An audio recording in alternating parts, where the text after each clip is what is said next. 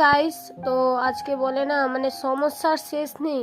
তো যাই এই একটা সমস্যা হয়ে গেছে, হঠাৎ করে গ্যাস শেষ হয়ে গেছে, তার মধ্যে উনুন ফুনুন কিছু নেই, সেটা কি করব। তো এখানে ইট পেতে উনুন বানিয়ে নিয়েছি, দিয়ে কাঠ ফাট সব জোগাড় করেছি, বাচ্চাগুলোকে বলেছি একটু কাঠও জোগাড় করে দিয়েছে, দিয়ে মানে রান্না করব কি করে, তাই জন্য যা করে হোক এখন এরম করে রান্না করতে হচ্ছে। তা উনুনে রান্না জানি বলে ভাগ্যটা বেঁচে গেছে। আর সবার থেকে বড় কথা, পাশে একটা দিদি আছে, আমি গ্যাস এতক্ষণ চেষ্টা করেছি উনুন ধরানো, ধরতেই পারছিল না, তারপরে দিদিটা ধরিয়ে দিলে কি সুন্দর করে। যাই হোক, উনুনটা ধরিয়ে দেওয়ার পরে এখানে আমি ডাল ভাত আর করে নিয়েছি, আলু সিদ্ধ আর পেঁয়াজ একটু ভেজেছিলাম আলু সিদ্ধ মাখবো বলে। যাই হোক, তো এখানে পেঁয়াজটা ভাজতে গেছি, দেখো বাটিটা পুড়েও গেছে। আর তারপরে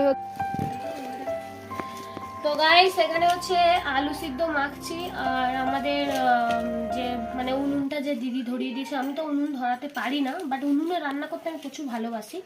যাই হোক, তো আমি পারছিলাম না, তো উনি ধরিয়ে দিয়েছিল। তো থ্যাংক ইউ সো মাচ দিদি, নেহাদি, আমাদের পাশের বাড়ি দিদি, ভিডিও দেখলে দেখবে দিদিটা হয়তো। যাই হোক, তো উনি ধরিয়ে দিয়েছিল, ধরানোর পর এখানে আমি এখন আলু সিদ্ধ ডাল করেছি। আপাতত খাবার জন্য এটা করেছি, আবার এখন 3-4 দিন এটাই করতে হবে। তাই কারণ হচ্ছে আমাদের গ্যাসটা শেষ হয়ে গেছে, এখন গ্যাস আসতে অনেক লেট হচ্ছে, এখন একটা এসে আবার একটা বুক করতে হবে। তো তাই জন্য এখন উনুনে রান্না করব। তো তোমরা অবশ্যই কমেন্টে জানাবে তোমরা কারা কারা উনুনে রান্না করো। আর উনুনে রান্না করার টেস্টটা একদমই আলাদা, মানে খুবই সুন্দর।